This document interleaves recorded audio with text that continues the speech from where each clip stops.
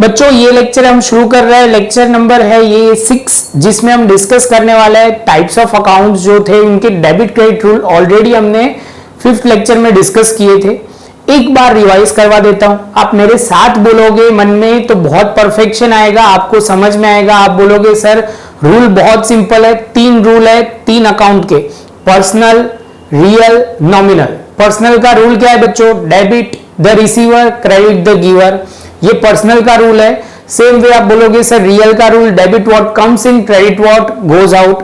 आखिर में आएगा नॉमिनल, नॉमिनल है debit all expenses and gain and credit all income and gains. समझ में आ रहा है? Debit all expenses and loss, word में कुछ आगे पीछे हुआ हो तो loss, and credit all income and gains. इसके साथ बच्चों हम बोल सकते हैं कि ये बेसिक रूल आपको क्लियर होने चाहिए। पर्सनल अकाउंट में 2 लोग आते हैं, एक रियल पर्सन और एक आर्टिफिशियल पर्सन। गुड्स में मतलब रियल में गुड्स अकाउंट आएगा और दूसरा आप बोलोगे सर कौन सा आएगा? Asset account. इसमें नॉमिनल में तो क्लियर है, पेड मतलब कुछ भी पेड करते हैं तो हमारा एक्सपेंस अकाउंट आएगा और रिसीव करते हैं तो इनकम अकाउंट आएगा। इसके साथ बच्चों वो जो मुझे एक और हाईलाइटेड पॉइंट करना है कि जब भी आप जब परचेज करोगे गुड्स का तो परचेज वर्ड लिखोगे, और जब भी आप बोलोगे सर जब भी हम असेट परचेज करेंगे तो असेट का नाम लिखेंगे। छोटे छोटे पॉइंट मैंने ये लिखवाए थे, आप देख सकते हो। आपके सामने रूल्स याद नहीं रहे तो देख सकते हो, लेकिन बच्चा अभी समझ लो कि आपने कितने ट्रांजेक्शन किए। पहले 15 किए, बाद में एग्जाम्पल के 10 किए, 25 कर लिए। आज फिर से 20 करोगे तो आप समझ सकते हो कि 45 तक पहुंच जाओगे।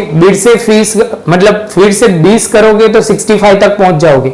इतने एक ही तरह के ट्रांजेक्शन करने के बावजूद आपको समझ में थोड़ा कम आ रहा है, तो मतलब आपको पहले के पॉइंट ही नहीं क्लियर है टाइप्स ऑफ अकाउंट्स। तो मैं बोलूंगा फिर से एक बार वीडियो देख लो तो क्लियर हो जाएगा। यहाँ पे करना अच्छा है, आगे जाके फिर से सारे वीडियो देखना बहुत डिफिकल्ट होगा, क्योंकि आगे का जो चैप्टर है जनरल एंट्री वो टोटली इससे लिंक है। तो मैं आप मान के चलता हूं आपको ये समझ में आया होगा। मेरे बच्चे तो बहुत प्रॉपर तरीके से ही मेहनत करते हैं, तो मुझे बहुत टेंशन नहीं है वो बात की। चलो तो बच्चों अभी शुरू करते हैं। ये आपको यही ट्रांजेक्शन को मैंने बोला था पार्ट 2 में मैं बेस ट्रांजेक्शन कवर करूंगा, तो ये 6 लेक्चर में हम कवर कर रहे हैं। आप बोलोगे सर आपने लिखे तो 16 है, 4 में यहां से आखिर में मिटा के लिख देंगे। तो सबसे पहले बच्चों स्टार्ट करते हैं, एक बार रिवाइज करवा देता हूं। डेबिट इफेक्ट, क्रेडिट इफेक्ट, ये पर्सनल अकाउंट का रूल लिखा हुआ है, debit the receiver, credit the giver. Same way आप बोलोगे सर ये रियल अकाउंट का रूल लिखा हुआ है, goods and asset comes in account debited and goods and asset account goes out तो क्रेडिट होगा। Expense and loss are debited and income and gain are credited. बच्चों इसके साथ आप बोलोगे सर ये तो हमें याद आ गया है, अभी आपने सर इतना सब कुछ बोला तो थोड़ा याद आ गया है, तो बहुत अच्छी बात है बच्चों। तो स्टार्ट करते हैं फर्स्ट नंबर के एडजस्टमेंट से, मतलब ट्रांजेक्शन से। ₹75,000 brought in the cash in the form of cash and commence the business। मतलब 75,000 लेके हमने बिजनेस स्टार्ट किया। बिजनेस स्टार्ट करेगा कौन? तो आप बोलोगे सर ओनर जो होता है वही ये करता है, तो ओनर करेगा तो आप बोलोगे क्या बच्चों? तो कैश अकाउंट क्या होगा? कैश अकाउंट डेबिट होगा, क्योंकि बिजनेस में कैश आ रहा है। और कौन इन्वेस्ट कर रहा है? तो ओनर। ओनर कुछ भी बिजनेस में इन्वेस्ट करेगा तो कैपिटल आएगा, कैपिटल पर्सन का अकाउंट है, इसलिए यहाँ पे हम कैपिटल लिख देंगे। और आप बोलोगे सर यहाँ पे कैश अकाउंट रियल होगा थोड़ा, हाँ कैश अकाउंट तो ऑलरेडी हमने लिख दिया कैश अकाउंट, और यहाँ कैपिटल अकाउंट। तो आप बोलोगे सर ये तो लिखा हुआ ही है, हाँ वो पहले से हमका ही बाकी है वही लिखा हुआ है। तो आप बोलोगे सर कैश अकाउंट डेबिट और कैपिटल अकाउंट क्रेडिट होगा। लॉजिक क्या लगता है बच्चों? बिजनेस में कैश आ रहा है तो डेबिट होगा, और कौन लेके आ रहा है? ओनर लेके आ रहा है। ओनर बिजनेस में कुछ भी लेके आएगा तो कैपिटल अकाउंट क्रेडिट होगा। इसके साथ बच्चों हमारा पहला नंबर का ट्रांजेक्शन खत्म हुआ। दूसरा नंबर का शुरू करते हैं। इनकर पूजा एक्सपेंस ऑफ ₹2,000। इसमें बच्चों पहले 2 तरह के एक्सपेंस ये समझ लो पहले है क्या। पूजा एक्सपेंस है इन ट्रेडिशन, हम बोल सकते हैं कि ऐसे एक्सपेंस होते हैं सर कि बिजनेस को स्टार्ट करते हो तो पूजा अर्चना करनी चाहिए जिससे बिजनेस हमारा ग्रो करे। तो आप बोलोगे सर ये एक्सपेंस, तो हम पूजा एक्सपेंस नहीं लिख सकते बच्चों, क्योंकि ये रूटीन एक्सपेंस नहीं है। हम रोज पूजा एक्सपेंस के 2,000 देंगे, ऐसा पॉसिबल नहीं है बिजनेस में। तो आप बोलोगे सर ये तो कभी कभी होता है, साल में एक बार होता है, दिवाली के टाइम पे होता है, या बिजनेस कभी स्टार्ट करते हो वो टाइम पे होता है। तो ये जो एक्सपेंस है बच्चों आपको क्या समझना है बहुत सिंपल तरीके से कि सर ये सन्ड्री एक्सपेंस में डाल दो। सन्ड्रा एक्सपेंस मत बोलना बच्चों, सन्ड्री एक्सपेंस बोलना है। और आपको क्या ध्यान रखना है? दूसरा मिसलेनियस एक्सपेंस में डाल दो।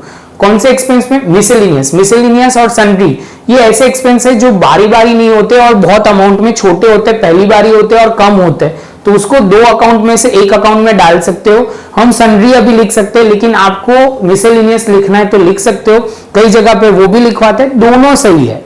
समझ में आ रहा है? तो अभी हम लिख रहे हैं सन्ड्री एक्सपेंस अकाउंट, क्योंकि पूजा एक्सपेंस बिजनेस के लिए एक्सपेंस है, तो हम तो लिखेंगे यहाँ पे सन्ड्री एक्सपेंस अकाउंट डेबिट होगा और क्रेडिट क्या होगा बच्चों? तो आप बोलोगे sir sundry expense account debit होगा, तो क्रेडिट क्या होगा बच्चों? तो आप बोलोगे सर कैश पेमेंट हुआ उनको, तो कैश होगा, तो कैश रियल अकाउंट है तो कैश अकाउंट क्रेडिट कर देंगे। थोड़ा आगे पीछे हो रहा है लेकिन आप प्रॉपर लिख लेना। तो आपको ये क्लियर हो गया कि यहाँ पे डेबिट और क्रेडिट। बच्चों मेरे साथ दो दो ट्रांजेक्शन में इसमें लिखते जाना, एक एक ट्रांजेक्शन में नहीं। अभी थोड़ा आपका लेवल बढ़ गया, प्रमोशन हो गया, तो अभी आप दो दो लेवल पे दो दो ट्रांजेक्शन के बाद लिख सकते हो। ब्रॉट पर्सनल फर्नीचर ऑफ ₹10,000, मतलब बोल रहे कि जो बिजनेस ओनर है उसने बोला कि सर मुझे फर्नीचर में अपना पर्सनल असेट लेके आया हूं बिजनेस में। ओनर ऑफ ओनर बिजनेस में जो भी इन्वेस्ट करेगा, owner of a business invested any amount और asset are consider as a capital. आपको ये पता है बच्चों, तो आप बोलोगे सर ये जो है, तो आप बोलोगे क्या? तो आप फर्नीचर जो है वो असेट है, तो फर्नीचर लिखा जाएगा। बिजनेस में फर्नीचर आ रहा है तो फर्नीचर अकाउंट क्या होगा बच्चों? डेबिट होगा। और कौन लेके आ रहा है? तो ओनर, तो कैपिटल अकाउंट क्रेडिट होगा, क्योंकि ओनर ने अपना पर्सनल फर्नीचर बिजनेस में यूज करने के लिए लाया हुआ है। आप बोलोगे सर ये तो समझ में आ गया। फोर्थ नंबर का ट्रांजेक्शन बहुत अच्छा है, deposited 30,000 to State Bank of India. State Bank of India में बच्चों आपको समझना है कि आपने स्टेट बैंक ऑफ इंडिया में क्या किया? डिपॉजिट करवाया। मैंने फिर से एक बार पूरा आपको व्यू दे देता हूं। आप बैंक में जाते हो, आपको 30,000 कैश आपके पास है, आप बोल रहे हो कि सर मुझे बैंक अकाउंट में डिपॉजिट करना है, तो आप बोलोगे सर आप मुझे एक स्लिप भर के दोगे।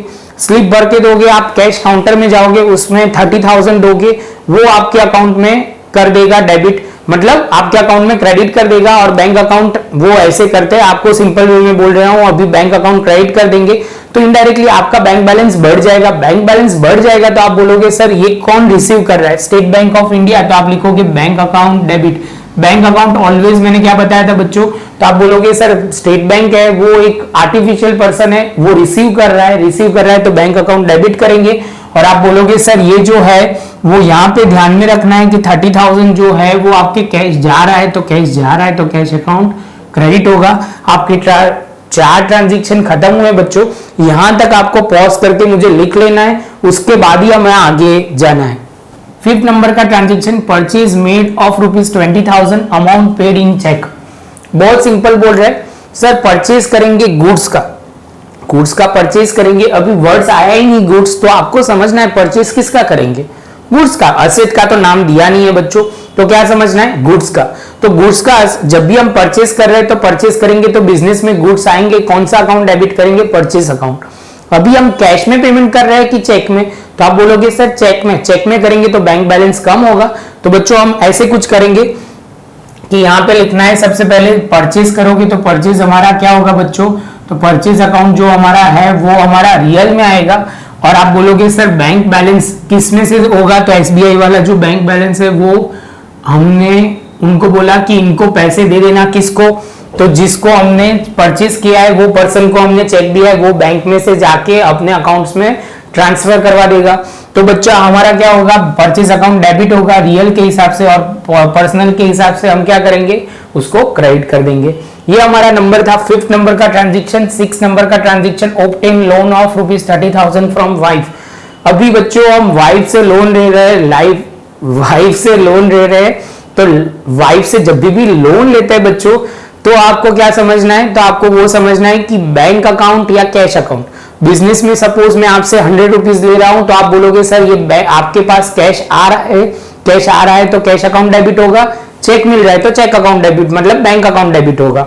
लेकिन आप बोलोगे सर इसमें तो आपने लिया हुआ है लोन कैश में, तो कैश अकाउंट डेबिट होगा, कैश हमारा रियल है बच्चों। अभी आपको तो ये याद रह ही जाएगा, debit out comes in, credit what goes out. और बच्चों ये कौन दे रहा है? तो आप बोलोगे सर वाइफ कौन है? रियल पर्सन है, तो रियल पर्सन के अकाउंट के हिसाब से हम क्या लिखेंगे? Loan account. आप लिख सकते हो वाइफ लोन अकाउंट, वो भी लिख सकते हो, इसमें कोई प्रॉब्लम नहीं है बच्चों। इसके साथ हमारा 6 नंबर का ट्रांजेक्शन खत्म। अभी आप मुझे पॉज करो और लिख लो। अभी इसके बाद हम आगे चलते हैं 7 नंबर का, sales made of ₹42,000 and amount receive by cheque. तो आप बोलोगे सर ये आप क्या बोल रहे हो? आप बोल रहे हो कि सर हमने अमाउंट रिसीव किया है, सेल्स मेड ऑफ ₹42,000, मतलब हमने सेल्स किया हुआ है। सेल्स करोगे तो बच्चा पैसे आएंगे, क्या करेंगे? पैसे आएंगे, पैसे आ रहे हैं। और कैसे आ रहे हैं? चेक में आ रहे हैं, चेक में आ रहे हैं। तो आप बोलोगे सर बैंक में बैलेंस बढ़ेगा, तो बैंक अकाउंट डेबिट होगा, बैंक अकाउंट डेबिट होगा। और क्रेडिट क्या करेंगे? सेल्स, सेल्स, क्योंकि सेल्स करेंगे तो आपके साथ से गुड्स जाएगा बच्चों। तो यहां पे मैं लिख रहा हूं सेल्स अकाउंट। जैसे सेल अकाउंट हो जाएगा उसके बाद आप बोलोगे सर ये तो समझ में आ गया। इसके बाद 8 नंबर का ट्रांजैक्शन बहुत ही बढ़िया है। इसमें लिखा है withdraw of ₹22,000 from bank. Bank में से जाके हमने 22,000 विड्रॉ किया। जब भी आप जाते हो तो आप गए थे खाली हाथ, बैंक में खाली हाथ से गए थे और वापस बैंक में से निकले तो आपके पास 22,000 कैश था। समझ में आ रहा है बच्चा? तो कहने का मतलब बहुत सिंपल है, बिजनेस में कैश आ रहा है, बिजनेस में कैश आ रहा है। तो आप बोलोगे सर कैश आ रहा है तो हमें डेबिट करना पड़ेगा। क्या करना पड़ेगा बच्चों? डेबिट करना पड़ेगा। और क्रेडिट क्या करेंगे बच्चों? बहुत सिंपल तरीके से समझना है यहाँ पे कि आप बोलोगे सर कैश अकाउंट डेबिट किया है और बैंक बैलेंस कहां से लेके आए? तो बैंक में से, तो बैंक आपको लिखना है, बैंक में से पैसे लेके आए तो बैंक अकाउंट क्रेडिट होगा, क्योंकि इसमें लॉजिक लगेगा benefit giver by bank, bank आपको पैसे दे रहा है। आगे पढ़ते हैं बच्चों, ₹2,000 paid insurance premium by cheque. अभी समझ लो कि बच्चों आप सिंपली इंश्योरेंस प्रीमियम पॉलिसी लेते हो जब भी तो इंश्योरेंस पॉलिसी बिजनेस के लिए एक्सपेंस है। क्या है? बिजनेस के लिए एक्सपेंस है। तो आप ये प्रीमियम जो पढ़ोगे, पे करोगे, वो बिजनेस के लिए एक्सपेंस है। तो बिजनेस के लिए एक्सपेंस है तो प्रीमियम क्या होगा? डेबिट। तो आप लिखोगे नॉमिनल के हिसाब से इंश्योरेंस प्रीमियम अकाउंट डेबिट होगा। और क्रेडिट क्या होगा बच्चों? चेक से पेमेंट हुआ है तो आप बोलोगे सर ये बैंक बैलेंस कम होगा, कौन देगा वो पैसे? तो बैंक में हमारा जो अकाउंट है उसमें से हम पैसे दे देंगे। और पैसे देंगे तो वो बैंक अकाउंट वो कौन करेगा? तो वो बैंक अपने अकाउंट में से पैसे कम कर देगा। और वो अभी बेनिफिट गिवर है, पर्सन है, बैंक आपको भूलना नहीं है। तो बच्चों ये फिर से 2 ट्रांजेक्शन हो गए, आप लिख लो यहां से। आगे चलते हैं, ₹3500 रिसीव फ्रॉम फॉर ब्रोकरेज। हमें ब्रोकरेज मिला है, बिजनेस में इनकम हुआ है। आप बोलोगे sir other than income, sales के सिवा एक इनकम हुई जिसका नाम है ब्रोकरेज। तो ब्रोकरेज हमारे लिए क्या होगा? इनकम है। तो इनकम होगा तो आप बोलोगे सर ब्रोकरेज अकाउंट तो क्या होगा बच्चों? तो आप बोलोगे सर ब्रोकरेज जो होता है वो ऑलवेज ब्रोकरेज अकाउंट क्रेडिट होगा, क्योंकि ये इनकम है इसलिए। ब्रोकरेज पेड करते तो डेबिट हो जाता क्योंकि एक्सपेंस होता। इसके बाद आप बोलोगे सर रिसीव हुआ है, उसमें वो नहीं बोला बच्चा, कैश में बोला है या चेक में? चेक वर्ड कहीं पे मेंशन है तो आप बोलोगे नहीं सर, तो ये ट्रांजैक्शन कैश में हुआ होगा। कैश में हुआ है तो आप बोलोगे सर कैश अकाउंट डेबिट। बच्चों हम बोल सकते हैं कि आपने आधा सफर तय कर लिया, 20 में से 10 ट्रांजैक्शन खत्म। अभी आप स्टार्ट करोगे 11 नंबर का ट्रांजैक्शन। क्या लिखा हुआ है? गुड्स ऑफ ₹12,000 सोल्ड टू दानी, अमाउंट रिसीव बाय चेक। तो अभी आपने बोला कि सर दानी को आपने जो गुड्स सेल किया है तो आप बोलोगे सर सेल्स अकाउंट क्रेडिट होगा, रियल के हिसाब से debit what comes in, credit what goes out. Goods हमारे से जा रहे हैं तो आप बोलोगे सर सेल्स अकाउंट क्या होगा बच्चा? तो आप बोलोगे सर सेल्स अकाउंट क्रेडिट होगा। और डेबिट क्या होगा? तो ये अमाउंट चेक से मिल रही है तो आप बोलोगे सर ये जो होगा वो बैंक अकाउंट क्या होगा? डेबिट हो जाएगा, क्योंकि बैंक बैलेंस हमारा बढ़ जाएगा तो हमारा बैंक अकाउंट डेबिट होगा। सिंपल वे में फिर से वही ट्रांजैक्शन को थोड़ा उल्टा तरीके से लिया हुआ, गुड्स ऑफ ₹8,000 परचेज करोगे तो आपका बैलेंस कम होगा। और वो अमाउंट आपने जो पे की है वो चेक से की है तो आप बोलोगे सर बहुत सिंपल ट्रांजैक्शन है, परचेज करोगे तो आप क्या बोलोगे? सर परचेज अकाउंट डेबिट होगा। क्या करोगे? Purchase account debit. Logic clear है? परचेज करोगे तो गुड्स बिजनेस में आ रहा है, गुड्स बिजनेस में आ रहा है तो आप बोलोगे सर रियल के हिसाब से debit what comes in, account debit होगा। और बिजनेस में से चेक जाएगा मतलब बैंक बैलेंस कम होगा। और ये कौन पे कर रहा है? तो बैंक पे कर रही है तो बैंक अकाउंट क्रेडिट होगा पर्सनल के हिसाब से। सेम वे आगे चलते हैं, withdrawn ₹2500 from the business for personal use, बच्चों ये पहली बार आया। बिजनेस में से ओनर कुछ भी विड्रॉ करता है तो उसको ड्राइंग बोलते हैं। हमने ये पॉइंट डिस्कस किया था बहुत पहले, थोड़े टाइम पहले, बहुत पहले मतलब जिन्होंने नहीं पढ़ा उनके लिए बहुत पहले, जिनको याद है उनके लिए तो अभी थोड़े टाइम पहले ही पढ़ा हुआ है। तो आप बोलोगे any amount withdrawn by the owner is consider as a capital, consider as a drawings. बच्चों तो ये ड्राइंग्स बोला जाएगा। ड्राइंग्स बिजनेस के लिए पहले तो वो समझना है कि ड्राइंग्स कौन करता है, तो आप बोलोगे सर पर्सन करता है, ओनर ऑफ अ बिजनेस करता है, तो ड्राइंग्स अकाउंट ऑलवेज डेबिट होगा पर्सन के हिसाब से। और दूसरा आप बोलोगे सर कैसे विड्रॉ किया है, तो कुछ बोला नहीं है तो कैश में ही होगा, क्योंकि कैश होता है तो कैश अकाउंट क्रेडिट होगा और रियल के हिसाब से वो क्रेडिट हो जाएगा। बच्चों इसके साथ आप बोल सकते हो 13 नंबर का ट्रांजैक्शन पूरा खत्म। और 14 नंबर का हम करेंगे नहीं, क्योंकि उसमें भी फायर वाला मैंने याद हो तो उससे पहले goods destroy by fire account वो वाला नहीं करवाया था, वो हम जनरल एंट्री में प्रॉपर करेंगे। इसमें जो है वो पढ़ लेते हैं, withdraw goods of ₹1500 from business for personal purpose. हमने गुड्स विड्रॉ किए है तो गुड्स विड्रॉ किए है तो उसकी एंट्री अभी नहीं करेंगे, क्योंकि उसमें थोड़ा लॉजिक समझाना है, इसलिए आगे चलते हैं बच्चों। Dividend receive of ₹2000 through the check deposited with the bank.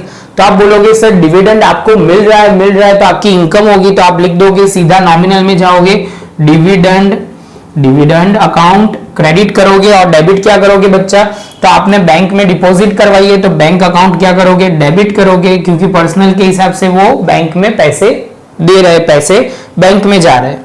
आगे चलते हैं 16 नंबर का transaction. Bank as a credited 200 as a interest. Bank में हमारे ने क्या किया है, हमारा बैलेंस बढ़ा दिया है, उन्होंने पूरे साल का इंटरेस्ट दिया है। इंटरेस्ट जब भी देते हैं तो बच्चों हमारे लिए इनकम होती है, क्या होती है, इनकम। तो आप लिखोगे इंटरेस्ट अकाउंट क्रेडिट होगा नॉमिनल के हिसाब से। और आप बोलोगे सर किसने इंटरेस्ट दिया है, बैंक ने दिया है, तो बैंक अकाउंट क्या होगा बच्चों, डेबिट होगा, क्योंकि बैंक इंटरेस्ट दे रहा है तो बैंक ने इंटरेस्ट दिया तो वो डेबिट द रिसीवर, ऐसे लिखा है, बेनिफिट क्या लिखा है, डेबिट द रिसीवर, क्योंकि उसने हमें, तो आपको क्लियर रखना है बैंक अकाउंट डेबिट होगा और इंटरेस्ट अकाउंट क्रेडिट होगा। इसके साथ बच्चों हमारा ये 16 तक ट्रांजैक्शन हो गया। थोड़े मैं आगे के ट्रांजैक्शन मिटा रहा हूं, आपने तो लिख ही लिया है तो कोई इशू है नहीं, तो आप पॉज करके यहां लिख सकते हो, जिसको जो बाकी है, पहले के 5 ट्रांजैक्शन गायब हो जाएंगे बच्चों, तो वो आपको ध्यान से लिख लेना है।